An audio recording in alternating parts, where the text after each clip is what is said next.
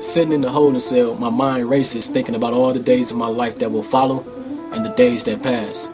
My heart starts to pound thinking about this new world I'm about to face. After 4.5 years locked down behind bars and doing the same thing day after day, I can't help but to be nervous. Looking down at my blues outfits, as the inmates called them, I thought about all the people who still had to wear them. Never again, I told myself out loud. What you say? Folks asked. Folks was my homeboy. He was from the city that I was from. We were both from Flint and going home on the same day. He was about 6'1" and about 220 pounds, all muscle from years of working out. But his voice didn't match his build. But he always had a smile on his face. We met each other the first day I rode into Saginaw Correctional Facility. Being both from Flint, we instantly clicked. Folks was the sneaky type though. You know, quiet but very dangerous. He would later become a very trustworthy friend. I said I ain't never coming back here again. Me either. Folks replied. I sat back and I looked at the clock. It read 10 o'clock. It was definitely time to check out. The only thing now was to wait for my mother to pick me up. It seemed like it took forever. I watched almost everybody leave as I waited on my turn. I started thinking that this wasn't for real and that I wasn't getting ready to go home. I started thinking about when I first went to prison so long ago, and that feeling came back over me like a rushing wind. I remember walking down this long, dark hallway that smelled stale. The light at the end of the hallway was flickering, and all the walls had writing on them which looked like people's names or something. As I slowed down to try and make out what they said, the guard behind me pushed me and said, "Keep walking. You'll have plenty of time to admire the walls." And then just laughed. My wrist started hurting from the tightness of the handcuffs, but finally we got to the cell. It was a room the size of a bathroom, and yet the bathroom was in there also. There were more writings on the wall, and a little green mat that my legs hung off when I tried to sleep.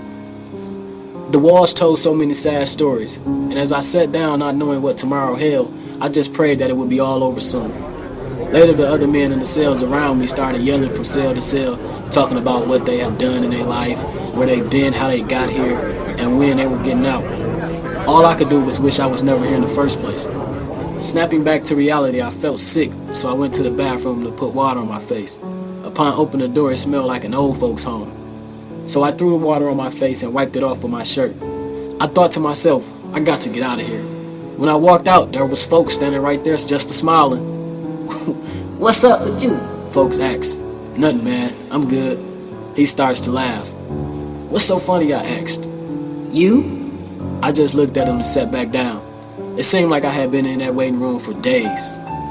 So I decided to get up and ask the guard, had my family got there yet? The guard replied, "Aren't you still in there? Go sit back down." Everything in me wanted to just snap, but instead I did what he said because in reality he still had the keys to my freedom.